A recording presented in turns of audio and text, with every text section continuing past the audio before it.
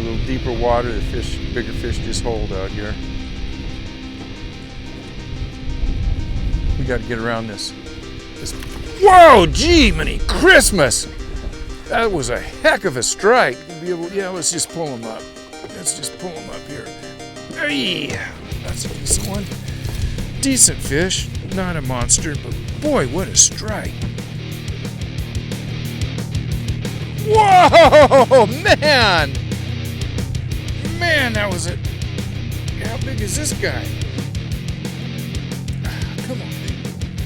Where are you? Getting a little bit big flip with this rod here. Another nice Delta fatty. Not huge fish, but look at that. Just beautiful. Hi everyone, thanks for joining me. You're watching In Deep on the Delta, and today I'm going to be doing another video on the change of light bite. For you guys that watch In Deep on the Delta, you know that I have done several videos on this subject. Doesn't matter. We can do 50 videos and there's going to be something that we'll still need to talk about. There are so many little nuances that go into making this bite window productive that we can spend lots of time on it. I'll talk a little bit about baits as we go through the video, but what I wanted to do is talk about two of the most productive areas that I like to fish here on the California Delta. And I'd like to talk about how I approach them and what I'm looking for. We're going to talk about island points, and we're going to talk about hyacinth, fishing the hyacinth and the hyacinth ledges. There are going to be hundreds of island points, and there are going to be probably hundreds of miles of this hyacinth like we have behind us. Choosing the right areas and learning how to fish these areas are key when it comes to maximizing your catch, whether you're on the AM/PM bite or whether you're fishing all day. But we're going to talk about points first, and then we're going to talk about some of this hyacinth that you guys see behind me. We'll talk about what to look for and how I like to fish it.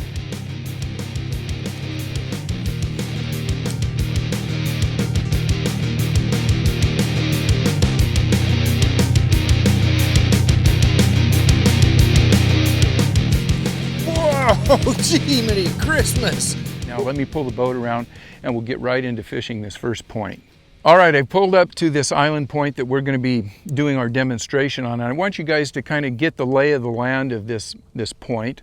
And it is a tule island, obviously, and we've got a point here. Lots of ambush zones. We'll talk about them before we actually fish them, so you guys know what we're looking at before we fish it. So on this particular island point, we've got plenty of hyacinth, which is surface vegetation. This is great. This would be a great place to punch, by the way, if we weren't out here at the AM or PM bite window when we want to throw topwaters. Great worming, great punching. There's some frog area in here, but there's also some subsurface vegetation. There's a lot of tules. This is structure. We've got surface vegetation that is giving them a canopy where they can get underneath this stuff. They can get right up to the tules. We have a tule clump that's offshore about 15-20 feet. That's another piece of structure that fish may be holding on. And on any given morning, these fish could be tucked underneath the hyacinth. They could be out off of a tule point. Or if we kind of visually try to look what's underwater on the outside of this thing, we would see that there is a subsurface peninsula that kind of goes out, maybe some of them go out 20, 30, 40 yards. And what this is creating is a whole new environment. It is a subsurface, shallow water environment, and we're not going to have hyacinth floating vegetation on it, but we're going to have what you would call hydrilla in a lot of places growing on that underwater peninsula. So we could have fish out offshore, we could have fish tucked underneath the hyacinth, or we could have fish anywhere. So when we're coming out here, we kind of have to make some quick decisions and fish as many of these prime zones as we possibly can. So let me put the trolling motor down and we will turn around and I'll show you how we fish these things. All right, let's talk about fishing this point. The first thing I'm going to say, you should become proficient with 3 casts.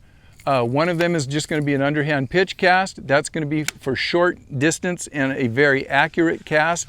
The other cast will be a sidearm cast, a little longer cast, still a very accurate cast, and then obviously your overhand cast if you're throwing under very windy conditions, or maybe you're throwing a big swim bait or something like that. The more accurate you are, the more fish you're going to catch, because we're going to want to pitch small baits, poppers, and things like that into little holes that may only be a foot wide.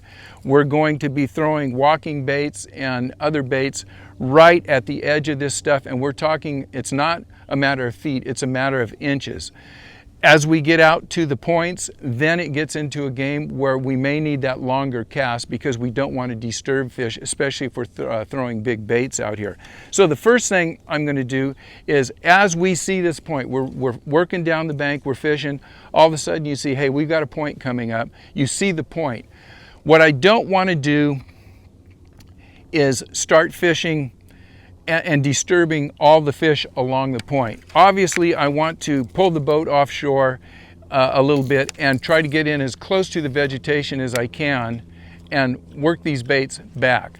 But as I get to I'll say within about 30 or 40 feet of the point, this is what we're going to do. The one thing that I will not do is, from this zone, throw out and try to get right on the point. A great place to fish, and lots of fish out there, but it's going to cause some problems, because if you throw that bait out there and maybe the fish are not in a real aggressive mood, you're going to spook the fish that are on the point, and they're going to do one of two things. They're going to duck in to the hyacinth, and they're not coming out to eat. Or the worst thing that they could do is you can spook them out off of this point where there's going to be other fish. Now, as these fish get spooked off of the shallow water into the deep water, it's going to alarm the fish that may be sitting about where my bait dropped. Remember that underwater peninsula, the stuff that has underwater vegetation. Those fish are going to be sitting down there. They're going to be hungry too. You don't know if the fish offshore are going to be hungry or the fish underneath the hyacinth are going to be hungry. So what I'm going to do is I'm going to turn the boat around, and we're going to pretend like we didn't fish this area. I'm going to come back here, and we'll approach the point, and I'll show you where my first cast is going to be, where I'm going to put the boat, and some of my thought process of trying to catch more than one or two fish that are in there. So let's turn the boat around. We're turned around here, and I'm a little bit offshore now. I could pitch worms in here. I could do a lot of things. If I have a popper or something, I can poke it right in here. But my next cast will not be right there, too close. What I want to do is throw this bait out, make a long cast, and I'm going out over that underwater peninsula, and I'm going to work that peninsula out there. And what I'm hoping to do is catch that fish. If it's out there and it's an aggressive fish, I can catch it, bring it into the boat, and I haven't disturbed all this area in here. Because remember, if we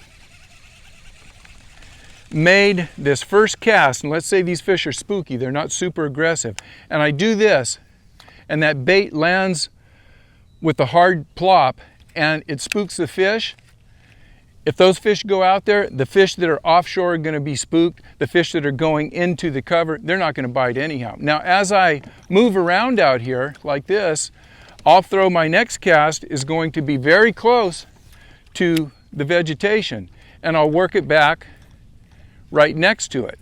Now, my next cast, it might be right out here. No, no, no, no, no. We've got that offshore tule clump. We want to go to the outside of it. Fish the outside in anytime you can. Also, I will make one cast out here. That's my outside cast, looking for the fish that are off the ledge or maybe on some subsurface structure. My next cast will be in very tight. It's going to be right in there. These are the shallow fish. Now, if I'm going to have a worm or something on that is going to be a subsurface bait, my next cast, I'll drop this, I'll pick up a worm, and I'll throw that worm right in there. That's my next cast. As I'm fishing outside to inside, I go outside, I go inside, I go outside, I go inside. I'm not continually throwing the bait here and casting and casting and casting right to the shallow water and then going out a little deeper. I'm throwing out deep, shallow, deep, less shallow. I'll make those 4 casts right now because this is a flat in here. We're coming around the point and there could be fish all over in here. There is a drop off about right where my bait has landed, and I want to fish that drop off. So I'll fish that. That's my first cast. My next cast, as I come up here, I don't know if you can see it, but there's a little divot. We'll move the camera right here, right in here. I may want to switch over to a popper and just poke it right in there and work that. And that's a 1 cast deal. If there's a fish in there, it's probably going to come out and eat it. So what we've done now is we've fished the outside ledge. We've fished very close inside. Another thing, you always want to be cognizant of breaks in these island points. And this is a break that we're fishing right now. As we get around here, I could have very easily fished that break from the other side. But as I was coming around, I surveyed it, and I know that what I need to do is come in here and fish the break from this angle. Now, once again, what am I going to do? I'm going to go right close to the vegetation. I'm going to work that. I'm going to pull it out of there. My next cast, I'm going to be going to the other side, right in close to the vegetation. I'm going to make 1 cast there, hopefully pick up that fish. And if I don't pick that fish up, I'm going to make this long cast right into here, and then I'm going to go down the middle where there might be a little trough, there might be a little more moving water, and there could be a fish sitting out in there. I'm going to take 1 more cast because as I was doing the video, I was right in that I was right in that little opening there. I saw a fish about 4 pounds. I know it's there, so I'm going to work my bait right through there. We had that boat come through, but it's always good to work through that trough too. You can see about how many casts I've made going around that point. 4, 8, maybe 12 casts. I'm done. I'm going to the next spot. Now we're going to talk about fishing some of this hyacinth.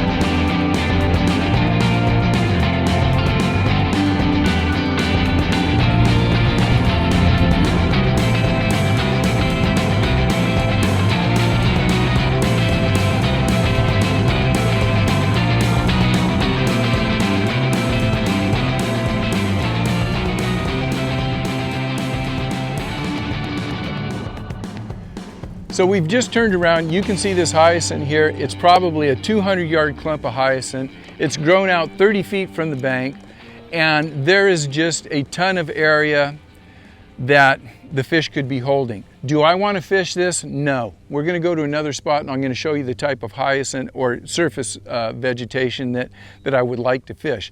Now, this has surface vegetation, will be some hyacinth, some pennywort. You know, there's 2 or 3 different things. If I'm going to fish this, the cast that I just made is not an acceptable cast. These fish are going to be right on the edge of this because it's probably 5 or 6 feet right along this border of surface vegetation. Maybe a great place to punch, and maybe a good spot to work early in the morning. Now that cast was a good cast, but you know, it's a matter of inches, and that time I was 1 inch in too close and I got fouled up. Bottom line is, I want to make that cast right there, pop it 3 or 4 times. So Not my favorite area to fish because there's too much surface vegetation. The fish are spread out, and it's not that there's not fish in there, it is just very inefficient to fish that. So I'm gonna turn the camera off and I'm gonna go look for an area that has some surface vegetation that I like to fish, and we'll go over how to fish that. Okay, I have just found a bank that I would much prefer to fish than that last hyacinth bank that we came on. And this is a bank in the making. It's not quite ripe now, but I want you guys to see what I'm seeing in front of me, so that when you're out here and you start looking around and you see something like this, I want you to you know, think about it and keep it in the back of your mind. Now, this bank is not overgrown by any means. The hyacinth that is up here now is there because it has broken off from other larger bodies of hyacinth, and the wind or wave action has pushed it into the bank. Now, when this hyacinth breaks off, it doesn't die. The roots are still down there and they are going to grow. So what we will have on this bank probably by the end of summer is a whole football field of hyacinth, and it's going to be just like, oh, there's a fish right there. It's going to be a whole football field of hyacinth, and it's going to be really hard to fish. But what we have right now, as we're coming up, we've got patches of hyacinth, and a lot of times if you get the wind blown side of this, it'll blow that right into the bank. What I'm looking for is maybe 2 to 5 feet of hyacinth off the bank, surface vegetation, and maybe 2 to 3 or 4 feet of water underneath it. Now, I will say that in about a week, this bank is going to be like that, a couple of weeks maybe. This bank is going to have a straight run of hyacinth, but it's not going to be grown out 30 feet from the bank. It's going to be out like what we have here. And what that does is it congregates all the fish from the bank to the edge of the hyacinth. And when I fish this type of stuff, I like to pull in, and obviously if I'm coming up here, I'll try to I'll throw a cast in here, and I'll try to work that area, especially early and late. These fish will come out of the hyacinth and they will cruise around. They'll look for small bait fish, they'll look for crayfish, whatever. But once again, there are always fish that are moving into the hyacinth or the submerged surface vegetation, and there's always fish that are coming out. My cast here would be right into here.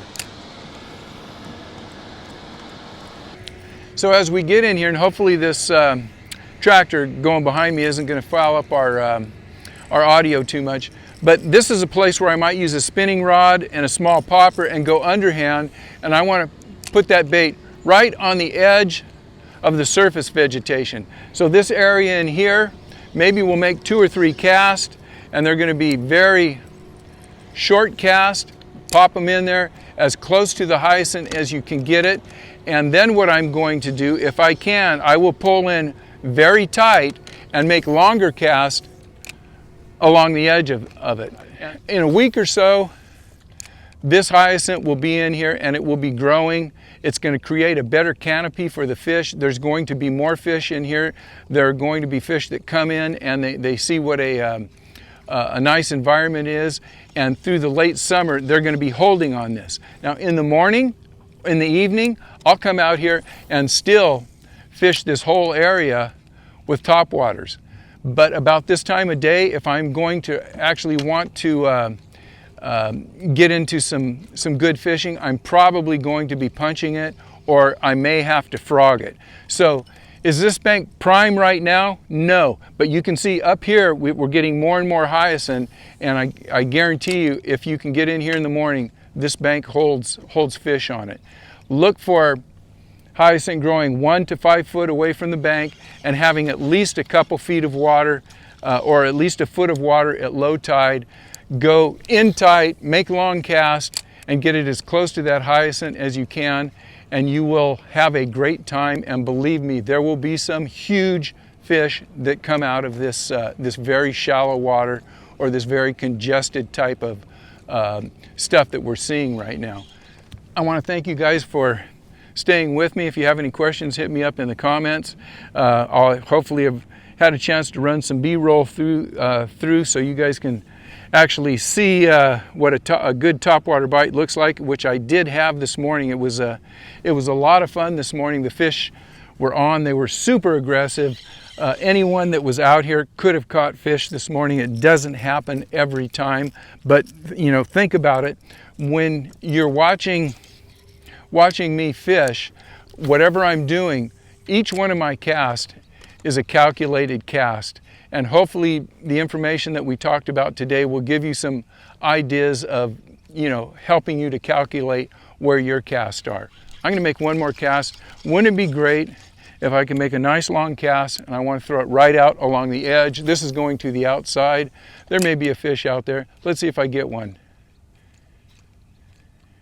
Come on, make a great video, especially if it was a double-digit fish. I don't think it's going to happen, but you got to try it. I got one more cast in me. It's going to be have to be a perfect cast. There's a lot of surface vegetation in here, floating vegetation. This is the nasty stuff. If I blow this cast, it's dead, but I'm going to try to get it on the inside. Make a little cast there. Ooh boy, that's nice. Bam, bam, bam. If there's a fish in there and it was going to go, that fish would take it. Gosh darn, this looks good though, doesn't it? Man, I'd like to get a fish on a last cast here. That's a pretty decent cast. Come on, fish.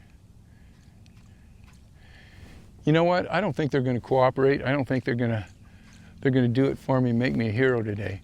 So again, thanks for watching. If you have any questions, hit me up in the comments, and I try to read them all and try to answer any questions that you guys may have. Go out, have some fun, get out there early, stay out late, catch some big fish, send me some pictures, give me a report. Thanks a lot. Bye-bye.